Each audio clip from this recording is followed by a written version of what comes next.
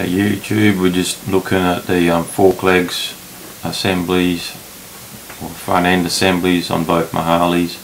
One's a upside down fork, it's a DNA Specialties front end, and I've had to use these 58mm indicator brackets to mount both the forks on both my bikes. I've got hidden trees, hidden mounting on the top tree.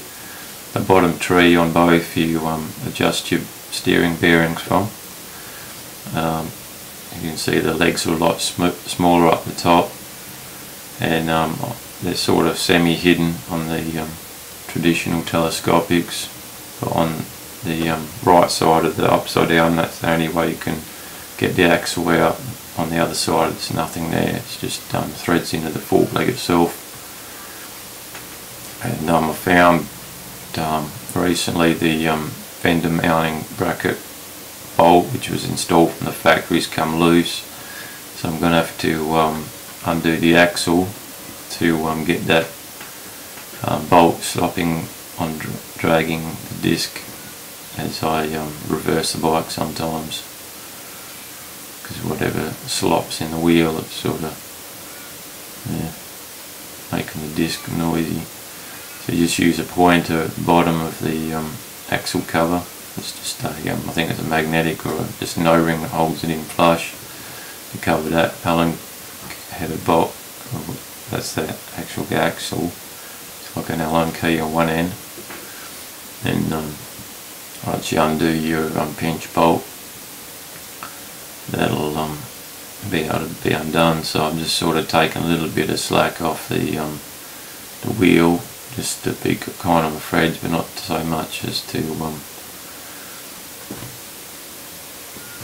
make the wheel, or might make the bike unbalanced. So just take the take it out a few threads. If it's not coming out easy, jack it up a bit more, take a bit more weight off, because it's not very kind of the threads being bolted, that steel axle being bolted straight into the alloy fork leg.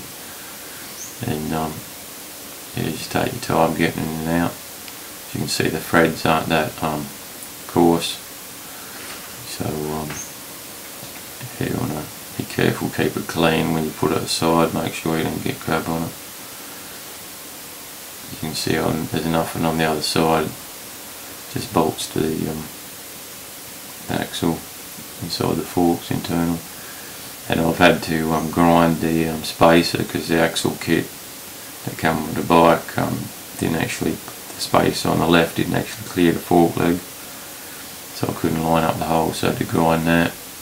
It's just a normal space on the right, it's a bit wider than the left, so it's easy to tell them apart because one's ground down and the other's not, as you can see. So just put them out of the way. I'll probably ground a little bit more than I needed to, but at least it's obvious which is which. And there's the two bolts. One of them's not loose, but I'm going to take both of them out, clean up the threads and Loctite them. And while I've got that out of the way, I'm just going to spray a bit of brake cleaner in there to get rid of the build up brake dust that's occurred in the last year since I had that front end on. The front end hasn't leaked yet, so it's good.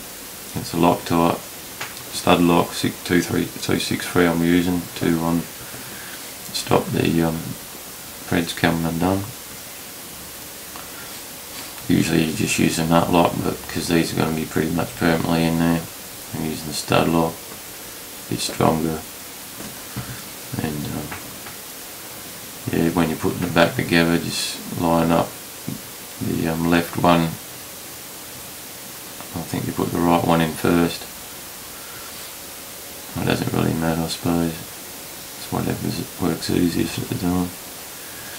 Try and line everything up. Slowly get your axle through. Might have to jack it up a bit more, so just to line it up. But you don't want to line it up, jack it up too much, because if you have to let it down, you might do damage. You let it down too quickly, so just jacking it up a little bit at a time. You can see it needs to be jacked up a little bit more with a bit of space underneath the axles there, just to get it lined up.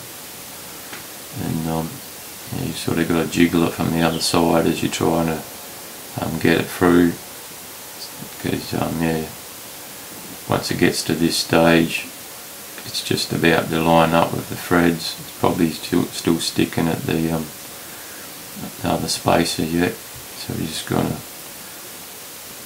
try and shut one eye and go by feel, and there we have it. We've just managed to find it. The quicker you try and do this, the longer it takes.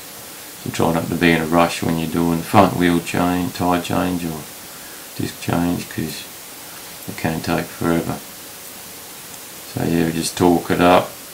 Not sure of the torque settings, so I just torqued it up, pretty much hand tight, and then another 3/4 of a turn after that, and use my spanner as a breaker bar. Make sure I get enough torque for it. But yeah, there you have it. It's all back together. Obviously a bit easier with the conventional forks, but you don't have the hidden mounting feature rather. So that's the trade-off. Thanks for watching. I hope that this video helped someone out there, and stay tuned for more tips of the day. See ya.